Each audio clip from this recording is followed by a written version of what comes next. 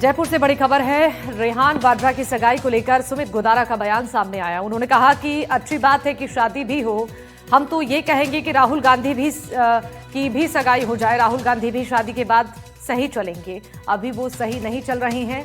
गोदारा की तरफ से ये बयान दिया गया है। जयपुर से बड़ी खबर है। रेहान वाड्रा की सगाई को लेकर सुमित गोदारा का बयान सामने आया। दरअसल उन्होंने ये कहा है कि अच्छी बात है शादी भी हो, हम तो ये कहेंगे कि राहुल गांधी की भी सगाई हो। राहुल गांधी भी शादी के बाद सही चलेंगे, अभी वो सही नहीं चल रही हैं। प्रियंका गांधी के बेटे रेहान वाड्रा की सगाई को लेकर सुमित गोदारा ने ये बयान दिया है। उन्होंने कहा है कि बात अच्छी है कि शादी हो रही है।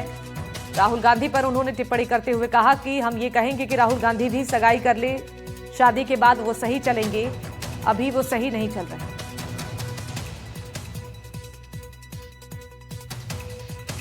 जयपुर से बड़ी खबर।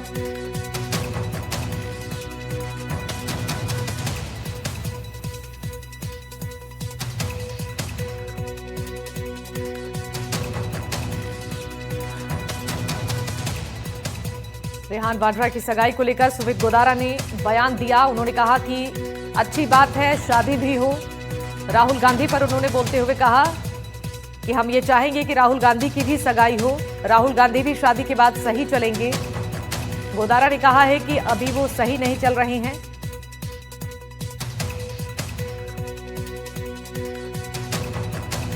सगाई अच्छी बात है, शादी करें तो इसमें हम तो चाहे राहुल गांधी भी शादी करें, इसमें क्या बात है, उनकी भी सगाई हो, इसमें क्या कुछ सही चलेंगे। वो जो भी सही नहीं चल रहे, शादी होगी तो ठीक चलेंगे। धन्यवाद।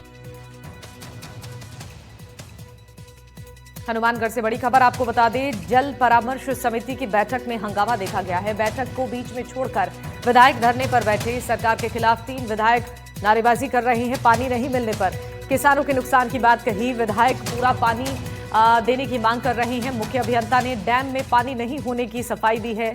3 में से 1 समूह में ही चलाया जा सकता है पानी। जल संसाधन विभाग कार्यालय में ये बैठक चल रही है। चीफ के जहाँ पानी के रेगुलेशन को लेके पहले जब हमारा 4 में से 2 समूह हमने इनसे डिमांड की, हमारा जो रेगुलेशन चल रहा है हमने कहा इसको यथावत रखें। जब पिछली बैठक थी, चीफ साहब ने कहा था कि 17 और 18 दिसंबर के आसपास अपने डैम की क्या कंडीशन है इसकी रिव्यू बैठक रखेंगे, समीक्षा बैठक रखेंगे। ये 30 तारीख का इन्होंने रखा। जब हमने ये कहा कि अब हमारी जो गेहूं की फसल है किसान ने बोई है, अभी तक तो उसमें घास ही खड़ा है, सिट्टा नहीं, कोई बल्ली नहीं, वो कैसे पका पे आवेगी। हमने कहा भी जनवरी तो हमें दे दो, 4 में से 2 समूह दे दो। आगे हमारी जो सरसों की फसल है वो पानी छोड़ देगी, पक जाएगी। अब जिस सरसों पर हमारे गेहूं को पानी नहीं मिलेगा तो हमारी जो फसल खड़ी है वो बर्बाद हो जाएगी। बीकानेर से बड़ी खबर जान लीजिए। बीकानेर के पीबीएम अस्पताल में देर रात हंगामा हुआ। मरीज और डॉक्टरों के बीच मारपीट हुई। ट्रॉमा सेंटर में मरीज और डॉक्टरों के बीच मारपीट हुई। मरीज के बाल पकड़कर मारपीट का वीडियो वायरल हुआ है। हालांकि अस्पताल प्रशासन का कहना है कि अब तक किसी भी पक्ष की ओर से शिकायत दर्ज नहीं कराई गई है।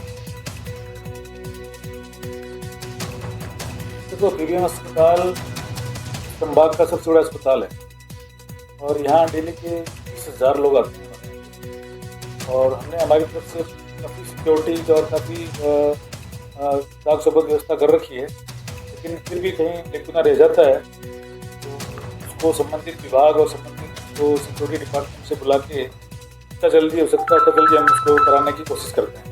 बीकानेर के पीबीएम अस्पताल और विवाद का चोली दामन का साथ हो चुका है। बीकानेर के संभाग के सबसे बड़े अस्पताल पीबीएम अस्पताल में आए दिन ऐसी विवादों की घटनाएं सामने आ रही है। बता दें कि पिछले 1 माह में करीब 10 घटनाएं ऐसी सामने आई है जहां पीबीएम विवादों में रहा है। देर रात ऐसी ही एक घटना फिर सामने आई जहां पीबीएम अस्पताल में मरीज और चिकित्सकों के बीच मारपीट की घटना हुई, जहां एक चिकित्सक मरीज को बाल पकड़ते हुए वीडियो में साफ नजर आ रहा है। जिसके बाद पूरी घटना पीबीएम अधीक्षक के सामने पहुंची, जहां अधीक्षक ने इस पूरे मामले का निपटारा करते हुए बताया कि दोनों में ही अब समझौता हो चुका है। फिलहाल पूरा मामला शांत हो चुका है, समझौता हो चुका है। लेकिन एक सवाल खड़ा होता है कि पीबीएम अस्पताल में ऐसी घटनाएं क्यों, ये कब रुकेगी? इसको रोकने के लिए पीबीएम प्रशासन अब को क्या करना चाहिए, इसको लेकर ही पीबीएम अधीक्षक ने कहा कि उन्होंने जल्दी पीबीएम अस्पताल में जो सिक्योरिटी गार्ड है उनकी संख्या बढ़ाई जाएगी और आने वाले समय में ऐसी घटनाओं को रोकने के लिए सख्त कार्रवाई की जाएगी और इनमें लिप्त सब लोगों के खिलाफ उन्होंने कहा कि जरूरत पड़ी तो वे खुद कार्रवाई करेंगे।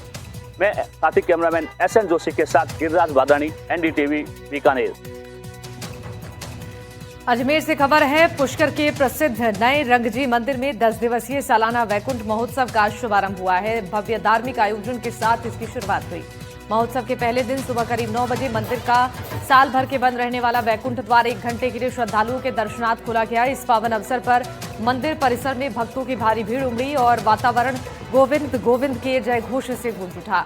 नए रंगजी मंदिर के प्रबंधन सत्यनारायण रामावत ने बताया कि वैकुंठ महोत्सव मंदिर की परंपरा का अहम हिस्सा है। वैकुंठ द्वार खुलने के साथ पूर्व भगवान वैकुंठ की भव्य सवारी निकाली गई, जिसमें सैकड़ों श्रद्धालु शामिल हुए और सवारी के उपरांत भक्तों ने वैकुंठ द्वार से होकर भगवान के दर्शन किए, जिसे अत्यंत पुण्यदायी माना जाता है। इस मौके पर मंदिर के पुजारियों द्वारा रामानुज संप्रदाय के सभी संतों और संतों के विग्रहों का विधिवत पूजन अभिषेक कराया गया। प्रबंधक रामावत ने बताया कि 10 दिवसीय महोत्सव के दौरान प्रतिदिन भगवान की सवारी निकाली जाएगी। साथ ही अलवार संतों के विग्रहों का पूजन अभिषेक, भजन कीर्तन, धार्मिक प्रवचन और विशेष अनुष्ठान आयोजित किए जाएंगे।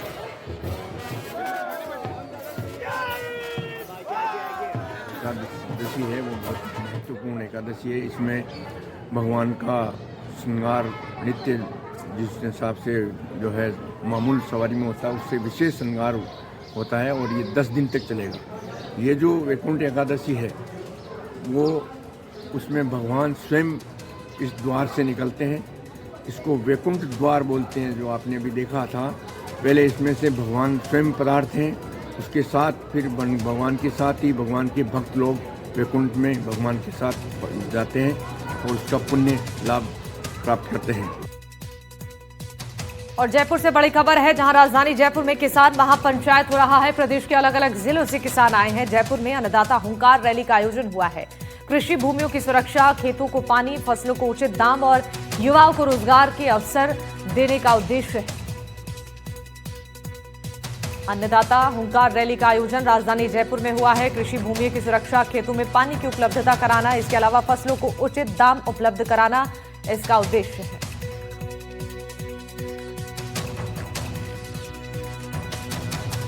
वीरेंद्र हमारे सहयोगी ग्राउंड जीरो पर इस वक्त मौजूद हैं। एक बार अपडेट लेते हैं उनसे कि आखिर किसानों ने ये जो आंदोलन शुरू किया है इसके पीछे कारण क्या है, क्या उनकी मांगे हैं और कैसी तस्वीरें इस वक्त ग्राउंड जीरो पर वो देख पा रहे हैं। बिल्कुल, देखिए आपको बताना चाहूँगा कि मैं इस वक्त जो है 22 गोदाम पे मौजूद हूँ और यहाँ पर आप देखिए कि जो तमाम जो किसान हैं वो यहाँ पर जो कह सकते हैं मुख्यमंत्री आवास के लिए घेराव के लिए जो है यहाँ से निकलेंगे और उनको रोकने के लिए जो पुलिस है वो यहाँ पर पहुँची हुई है। और इसके साथ ही अगर आपको मैं संख्या बल दिखाऊँ तो आप देख सकते हैं रामपाल जाट के अगुवाई में जो है ये पूरा महापंचायत है वो यहाँ पर की जा रही है। और यहाँ पर आप देखिए कि जो पुलिस है वो पूरी तरीके से मुस्तैद दिखाई दे रही है। और इसके साथ ही अगर बात की जाए इस पूरे किसान आंदोलन की, तो इसके अंदर जो है इनकी कई मांगे हैं। उन मांगों को लेकर जो है लगातार ये जो कह सकते हैं कि अपने लिखित के अंदर भी कई बार मुख्यमंत्री को अवगत करवा चुके हैं, लेकिन उसके बावजूद भी जो है यहाँ पर आप देखिए कि अभी तक जो है इनकी मांगों पर कोई अमल नहीं किया गया। और इसी की वजह से जो है अब जो इनके द्वारा महापंचायत बुलाई गई है, जो कि प्रदेश के अलग अलग इलाकों से जो किसान आए हुए हैं उनकी यही मांग है कि जल्द से जल्द जो है इनके जो कह सकते हैं कि जो इनकी मांगें चल रही हैं उनको पूर्ण किया जाए। और आप देख सकते हैं तस्वीरों के अंदर मेरे साथ कुछ किसान हैं, उनसे भी एक बार बातचीत करने की कोशिश। क्या नाम है बाबू जी? मेरा नाम शेर सिंह दैया, कहाँ से? रिटायर्ड इंस्पेक्टर, हरसोली तहसील, जिला खैरतल तिजारा।